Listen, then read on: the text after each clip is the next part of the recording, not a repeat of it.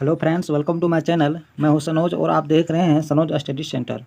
आज हम लोग इस वीडियो में बात करेंगे क्लास 10th का भूगोल अर्थात ज्योग्राफी का चैप्टर नंबर 3 प्राकृतिक संसाधन का दूसरा भाग जल संसाधन। दोस्तों, इस चैप्टर का जितने भी वीवीआई सब्जेक्टिव क्वेश्चन है जो आपके मैट्रिक बोर्ड एग्जाम की दृष्टि से काफ़ी इंपॉर्टेंट क्वेश्चन है, उन सारे क्वेश्चन को इस वीडियो में हम लोग पढ़ने वाले हैं।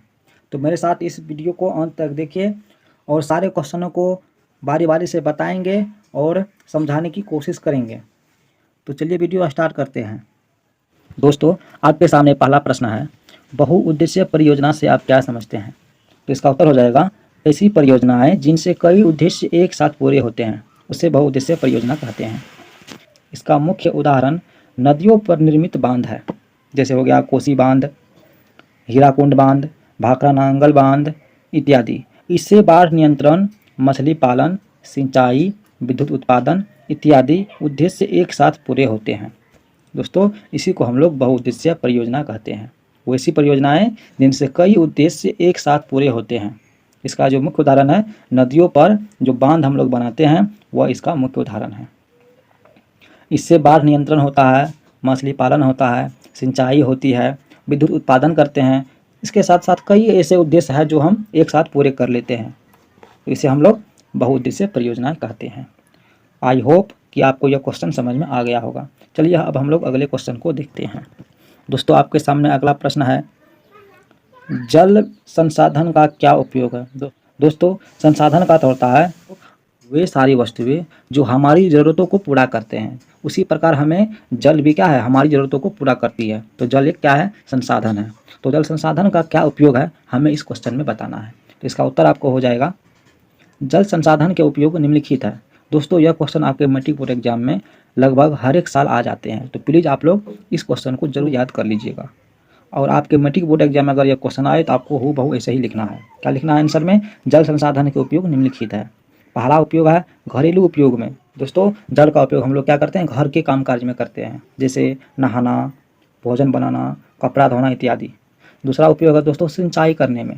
दोस्तों, हम जल से क्या करते हैं, सिंचाई करते हैं। उद्योग में, बड़े बड़े कारखानों में हम लोग जल का उपयोग करते हैं। मछली पालन में, दोस्तों हम लोग मछली पालन में जल का उपयोग करते हैं।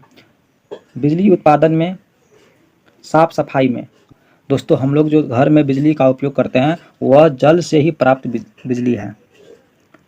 साफ सफाई में, दोस्तों हम लोग अपने शरीर को या अपने आस पड़ोस, घर द्वार, आगे पीछे हर एक चीज़ की साफ सफाई के लिए हमें जल की ज़रूरत होती है। अतः एक जल संसाधन है और इसका उपयोग निम्नलिखित है।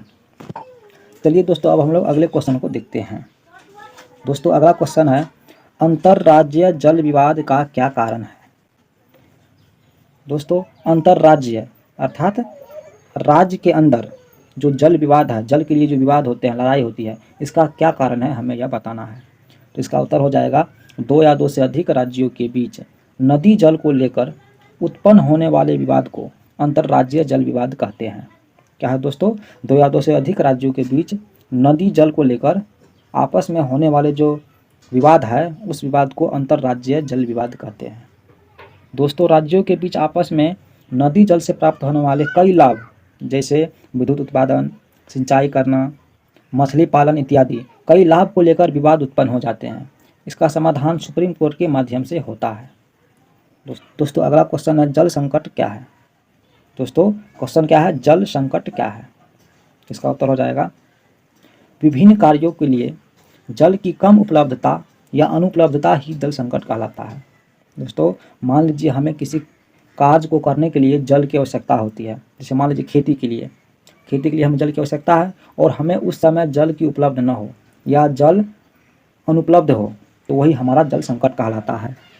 दोस्तों, दुनिया में 2.8 बिलियन लोग हर साल कम से कम एक महीने पानी की कमी से प्रभावित होते हैं। यही तो जल संकट है कि दुनिया में लगभग 3 बिलियन लोग हर एक साल कम से कम एक महीने के लिए पानी की कमी से प्रभावित होते हैं और 1.2 अरब से अधिक लोगों के पास पीने के साफ पानी नहीं है।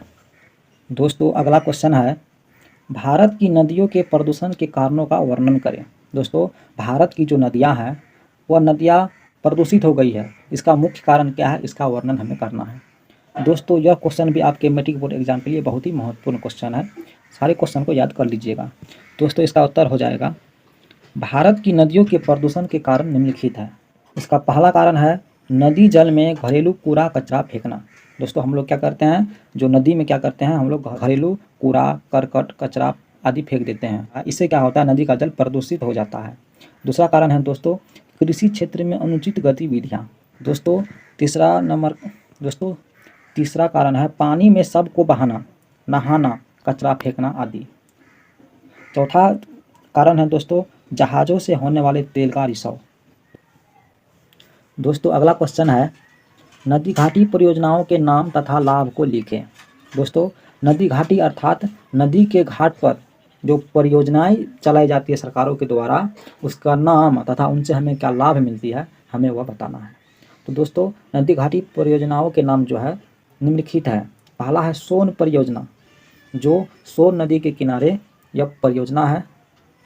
दूसरा है दोस्तों गंडक परियोजना, जो गंडक नदी के किनारे हैं इससे। तथा तीसरा है कोसी परियोजना, जो कोसी बांध के तट पर वह स्थित है। दोस्तों नदी घाटी परियोजनाओं से पहला लाभ है बाढ़ नियंत्रण। दूसरा कारण है मृदा अपरदन पर नियंत्रण। तीसरा है बिजली उत्पादन। चौथा है सिंचाई करना, और इससे हम क्या करते हैं दोस्तों, सिंचाई भी करते हैं। तो दोस्तों यह सारे क्वेश्चन आप ज़रूर से ज़रूर याद कर लीजिए, क्योंकि जितने भी क्वेश्चन हैं उन सारे क्वेश्चनों को हम केवल एग्ज़ाम की दृष्टि से ही आपको बताया हूँ। यदि आपको यह वीडियो अच्छी लगी है तो प्लीज़ वीडियो को एक लाइक कर दीजिए।